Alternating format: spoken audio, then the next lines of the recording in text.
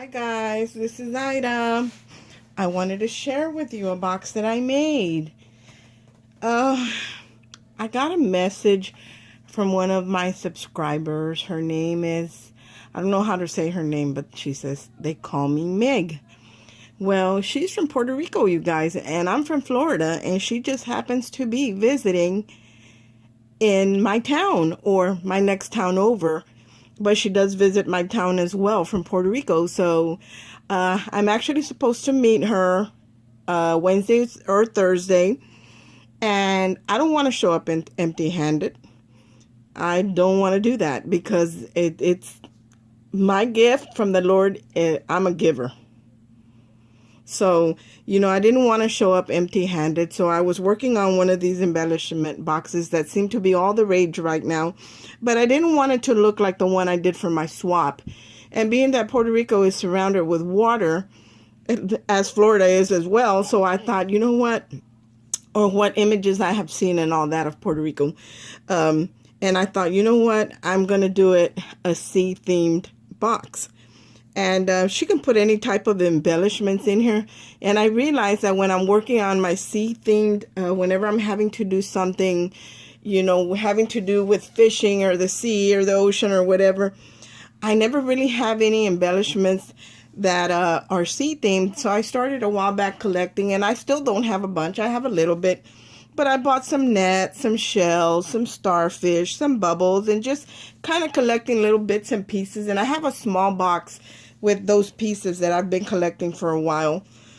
So I decided to go ahead and do it a sea-themed. And I like the way my other box came out, the shabby chic one, but I thought I'm going to do this one different. That way this one is just specifically for her. Nobody has a box like this.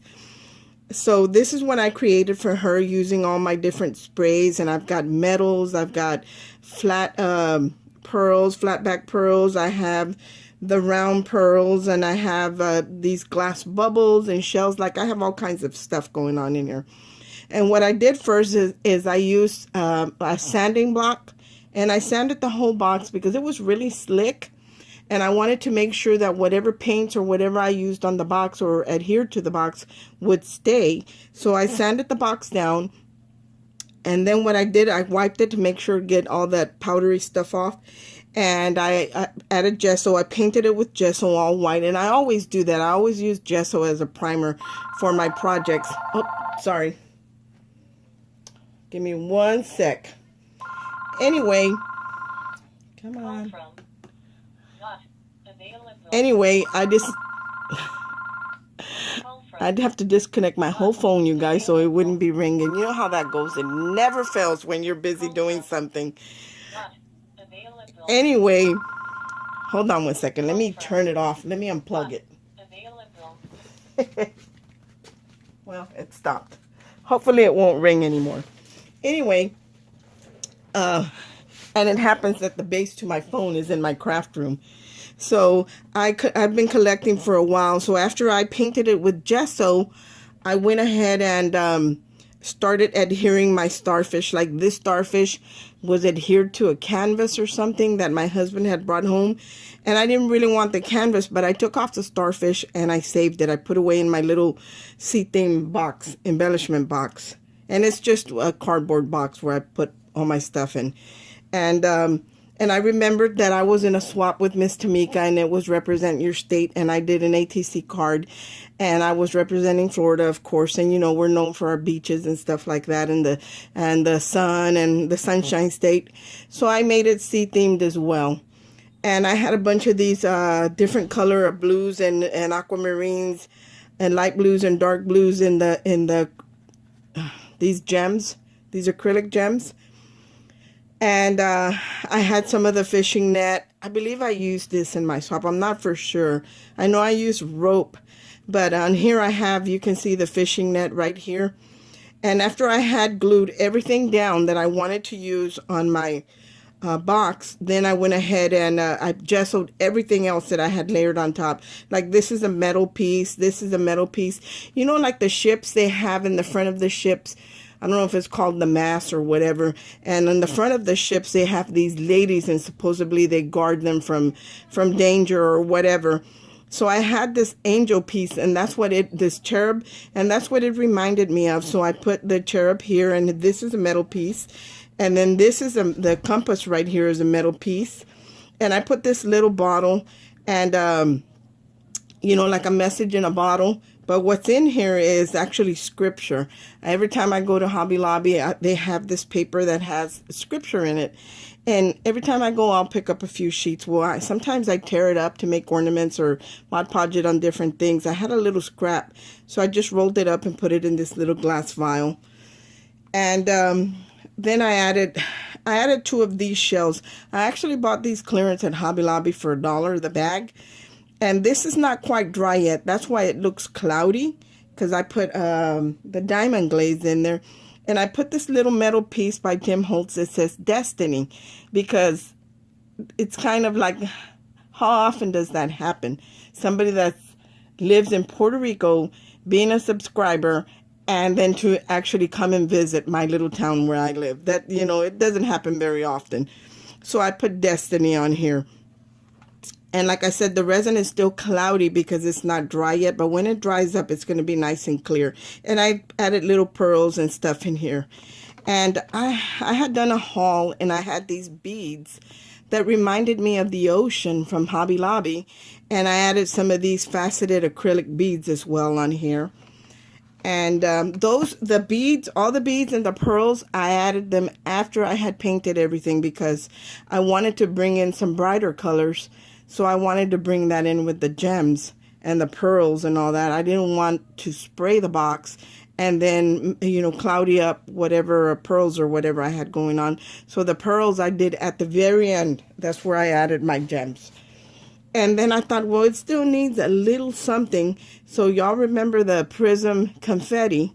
I just kind of dabbed a little bit of glue here and there and added it to the starfish that's on top. And, you know, you can see it a little bit here, just a little bit in different areas in the box.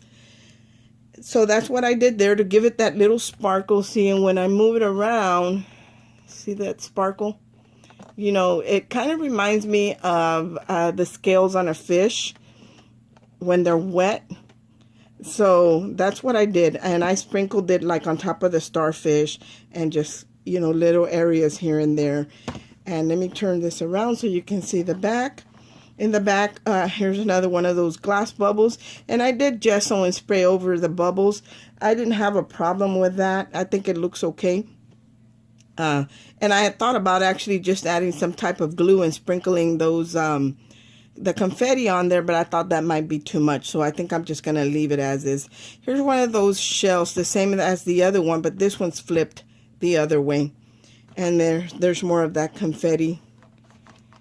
So just kind of, I'm just going to turn it around so you guys can get a look at all the gems and shells and different things that are going on in here. And the sprays that I use tons of different colors to get to where a point where I liked it. And even at the end, I added some coral on top because I felt like I didn't have very much color in there. And you know, starfish are usually that corally color. So I added that Tim Holtz coral spray there. So that's what I did there. And then inside, I'm not going to open it because the resin is still wet and I don't have everything in there yet that I'm going to put in there. But I'm going to put just a bunch of different embellishments on here. A lot of them will be sea themed or resin pieces, stuff like that.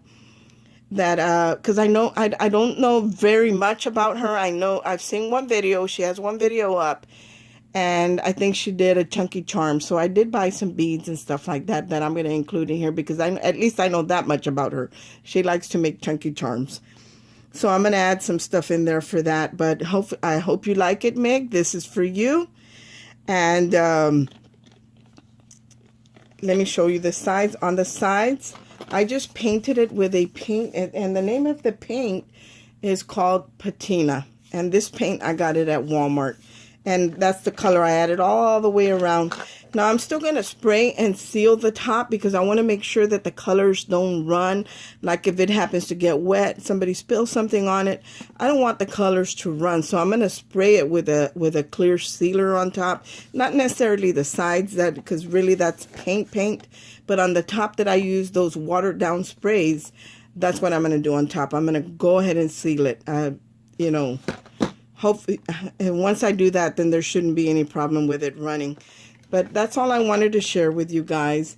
And I did go shopping today, Miss Carolyn, for us and for my swap partners. Hopefully, I can get those taken care of. You know, I'm wrapping. It's always something. I'm finishing one project, then I have to start another one because I don't know. I just cannot show up empty-handed. And I hope you like it, Mig. Thanks for watching, you guys. I appreciate that you watch my videos. And I hope that this inspires you to just, you know, come out of that comfort zone and start putting, you know, metals and shells and natural things like twigs and stones, and you can do all that to your boxes. Anything you can do on a canvas, on a card, you can do on a box, guys. And just go for it. I mean, the box is what? $1? What can you lose? Just try it, and you'll be hooked, because I love adding. And if it were up to me, I would probably still be putting more in here. But at some point, I have to stop and say, okay, Ida, that's enough. You know, you're going to ruin it if you keep adding more stuff. So this is where I stopped. But like I said, try it, you guys. You will really like it, and you're going to like your results. I mean, there's no wrong way. That's your creation. There's no wrong way of doing it, you know, and this is what makes it unique. If, you know, the paint isn't perfect or whatever, that's the look I'm going for. You know, when I do something, if I wanted something perfect, then I would buy something that was made by a machine. But we're not perfect, you know, and that's what the beauty in something that's handmade or handcrafted, that it has imperfections, and those imperfections are what make it beautiful and unique. So I hope this inspires you guys. Thanks for watching. Everyone have a great day. Bye.